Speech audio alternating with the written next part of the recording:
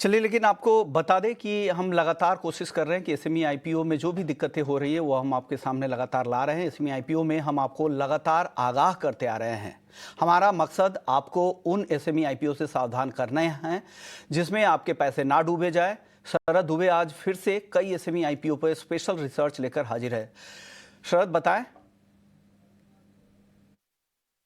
3 SME IPO जो हैं खुल रहे हैं अगले हफ्ते, और इन आईपीओज में इंपॉर्टेंट क्या कंसर्न्स हैं या व्यूज़ हैं वो हम लेके आते हैं आरएचपी के एनालिसिस करके। सबसे पहले एसएमई आईपीओ मंडे को खुल रहा है सैचीरोम, जून 9 को। इनके मर्चेंट बैंकर्स हैं जीवाईआर एडवाइजर्स। यहाँ पे इनके कंपनीज के अगर लार्ज पीएस की बात करें तो एसएच केलकर और प्रीवी स्पेशलिटी है, जिनके फाइनेंशियल्स और बैलेंस शीट स्ट्रेंथ भी जो है ज़्यादा बेहतर है इस कंपनी से। आईपीओ जो है एक्सपेक्टेड है कि इंडस्ट्री टेलविंड आ रहा है, तो शायद इस आईपीओ जो इस सेगमेंट में आ रहा है फ्लेवर फ्रेग्रेंस सेगमेंट का। हाईली कॉम्पिटिटिव इंडस्ट्री है, यानी कि बड़े प्लेयर्स के बीच कंसोलिडेशन भी होता है।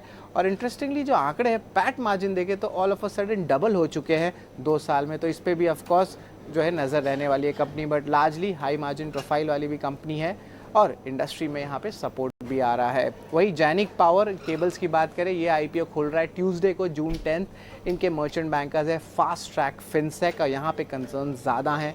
बात करें तो बोनस इक्विटी इशू दिया गया था 68:5 के रेशियो में लास्ट ईयर। और इम्पॉर्टेंटली जो रॉ मटेरियल प्राइसेस है उसमें वॉलेटिलिटी बहुत देखने मिलती है इस इंडस्ट्री में। कंपनी हाल ही में मैन्युफैक्चरिंग इंडस्ट्री में आया है। उन majority of the life company एक ट्रेडिंग कंपनी ही थी। रॉड मैन्युफैक्चरिंग कैपेसिटी की बात करें, जो यूटिलाइजेशन है वो सिर्फ 60% ही है अभी, मतलब टोटल फैक्ट्री यूटिलाइजेशन की बात करें तो। और इन्वेंट्री लेवल्स ये कॉज ऑफ कंसर्न ज़रूर है, 60% बढ़ चुका है ईयर ऑन ईयर बेसिस पे, और ये आंकड़ा 22 करोड़ रुपए का आ गया है। कैश फ्लोस की बात करें तो नेगेटिव है पिछले 3 साल में। और मार्जिन इंडस्ट्री बात करें तो ये एक बहुत लोअर साइड में है, मैंने इंडस्ट्री भी लो मार्जिन पे काम करती है और कंपनी भी, मैंने सिंगल डिजिट मार्जिन है प्रोफाइल।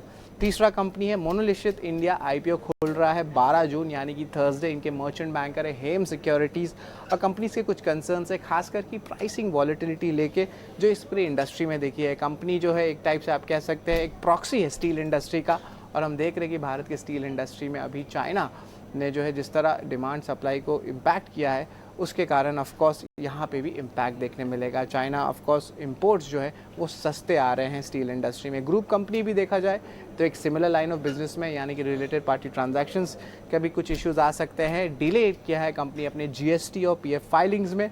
और एनालिसिस के हिसाब से आरएचपी में इनके पेयर है राघव प्रोडक्टिविटी एनहांसर, जिनके फाइनेंशियल जो है इस कंपनी से बेटर परफॉर्म करते हैं। तो ये अहम 3 एसएमई आईपीओज हैं जिनके कंसर्न्स और व्यूज़ मैंने आपके सामने रखे।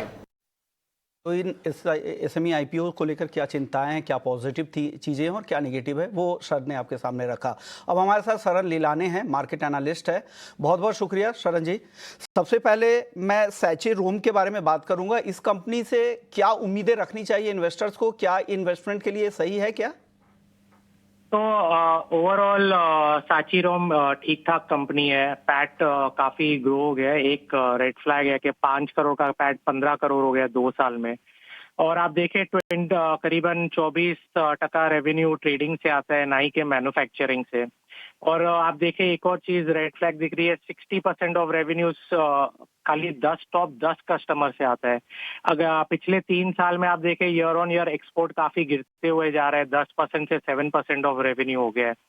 और पहले बात जो करंट कैपेसिटी है, जो मैन्युफैक्चरिंग कैपेसिटी है कंपनी की, अभी तक 75% यूटिलाइज है, ना ही कि 100%। तो आपने 100% यूटिलाइजेशन रीच ही नहीं किया, उसके पहले ही आप इतना एक बड़ा केपेक्स कर रहे हैं 56 करोड़ का एक नए प्लांट के लिए। तो ये भी मुझे नहीं समझ आया।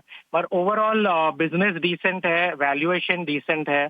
मगर आप पीयर से जब कंपेयर करते हैं, SH Kelkar 1700 crore revenue, Oriental Aromatics 650 crore revenue, उसके सामने काफी सी छोटी कंपनी है, but decent line of business में है। तो डेफिनेटली जब आईपीओ खोलेगा उसके बाद हम लोग एक बार वेट एंड वॉच करेंगे।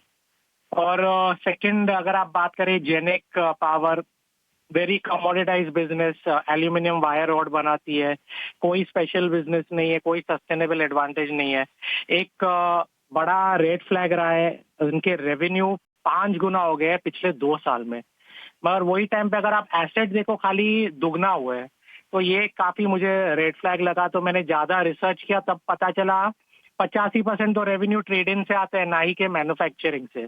तो बेसिकली और FY25 में देखें तो आप ऑपरेटिंग कैश फ्लो नेगेटिव भी हो गया डिस्पाइट पैट दिखाने के लिए, और रिसीवेबल भी आप देखें 10x बढ़ गया 30 करोड़, वो काफी अलार्मिंग है, काफी फास्ट बढ़ गया। कस्टमर का भी रिस्क काफी हाई है, 52% रेवेन्यू टॉप 10 क्लाइंट से आता है।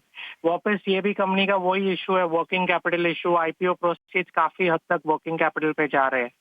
और आप हिंद एल्यूमिनियम इनके पीयर देखे 13x पे ट्रेड कर रहे हैं ऑलरेडी। तो वैल्यूएशन वाइज ठीक है, पर कंपनी में कोई सस्टेनेबल एडवांटेज नहीं है, कोई मोट नहीं है, तो ये तो Genic power will be a clear avoid.